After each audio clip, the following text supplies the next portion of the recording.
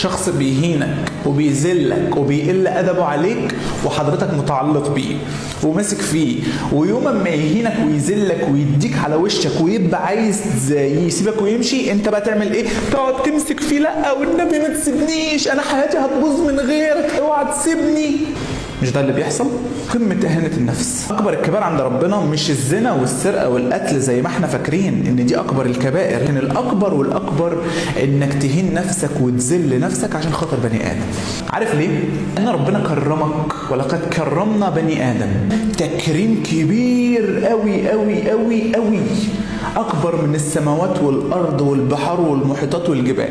وحضرتك سيدنا محمد وقف قدام الكعبة بيتكلم معاها، يعني يقول لها: ما أعظمك وما أعظم هيبتك وما أعظم حرمتك، ولكن حرمة المسلم عند الله أعظم من حرمتك.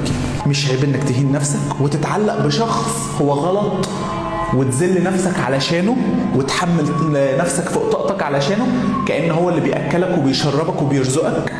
فخلي بالك بقى، ما تهنش نفسك عشان شخص عايز يمشي ب60 سلامه، في 60 سلامه اسمح له ان هو يمشي، انت مش هتموت من غيره يعني، او الحياه هتقف عليه. يا جماعه لو حملت نفسك فوق طاقتها هتلعب ضدك فيما بعد، هتبقى عايز فرح هتلاقي حزن، اصلا انت مش هتدوق طعم الافراح بعد كده.